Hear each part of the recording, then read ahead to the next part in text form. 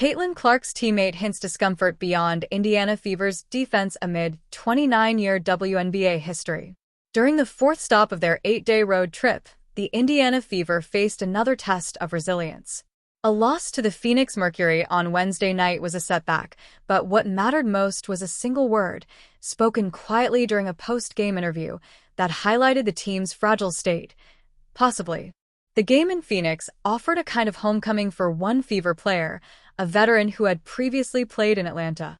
"Yeah, Atlanta was good to me," she said, reflecting on her former team. "But I'm way happier where I'm at now. It was good to see people.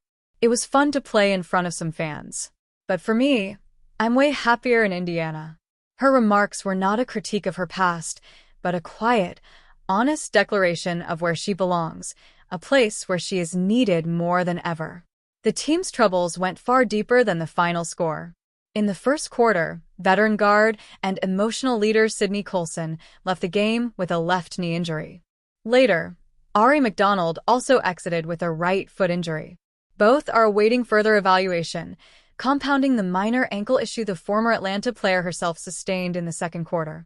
"It sucks, right?" she said, her voice heavy with concern. "You don't ever want to see anyone be injured on any team. I feel like there's been a lot of injuries this year in the harsh ones, I think.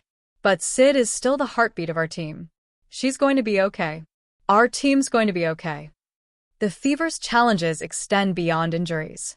Rookie star Caitlin Clark, while still a galvanizing force for the league, has seen her shooting percentages dip to 37% from the field and 27% from beyond the arc, a predictable growing pain for a player shouldering immense pressure. The team's defense, too, has been a persistent weakness. Phoenix capitalized on the Fever's defensive lapses, a point acknowledged by both players and the coaching staff. The player noted the early slippages that led to easy baskets for Phoenix, while Coach Christie Sides put it in terms, "You give them 42 points off of turnovers and offensive rebounds, it's going to make for a tough night." Yet, even in the face of so much frustration, a sense of resolve remains. The player, when asked if she ever considered quitting as a child, smiled and offered a simple wisdom. "Yeah, sometimes you doubt yourself, sometimes you lack confidence. But there's always a fire in you. Everyone's going to fail. And if you're not failing, you're not pushing yourself hard enough."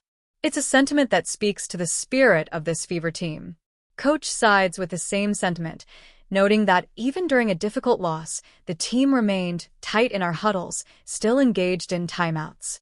As the Fever return to Indiana, worn down but not out, the questions linger. The status of Colson and McDonald remains unclear, and the team's defensive issues are far from solved. This moment, however, is not just about a single road trip or one rookie's struggles. It's about the evolution of a team and a league where athletes are increasingly allowed to speak openly about adversity. The Fever, for all their troubles, is still showing up. For now, perhaps that is enough. But the debate still goes on, at least for some, regarding Caitlin Clark. Is Clark good? The tribulations of the Indiana Fever exist not only on the court, but in the ongoing public discourse surrounding their star, Caitlin Clark. Her shooting struggles, 37% from the field and 27% from three-point range, have fueled a contentious debate about her place in the WNBA. This conversation came to a head recently when former NBA All-Star Jeff Teague, on his popular 520 podcast, suggested Clark was not that good. Teague's comment drew a fiery rebuke from respected coach and basketball legend Nancy Lieberman, who came to Clark's defense. Lieberman, a veteran of the women's game, was quoted as saying, "I don't agree with Jeff Teague. You weren't a great player. You were serviceable. You made the All-Star team one time. She is great." While Lieberman's personal attack on Teague's career was a point of contention for some, it highlighted the intense emotions surrounding Clark's performance and her role as a league figurehead. This clash of opinions is a microcosm of the larger battle for the narrative of the WNBA. Clark, a superstar who has experienced unprecedented growth in women's sports, finds her value constantly under scrutiny. While her on-court statistics may have wavered, her broader impact is filling arenas, drawing television audiences, and the league's profile is undeniable. The question of whether she is good or great, is more than a simple matter of statistics. It is a debate about what constitutes a superstar in this new, rapidly evolving era of women's basketball.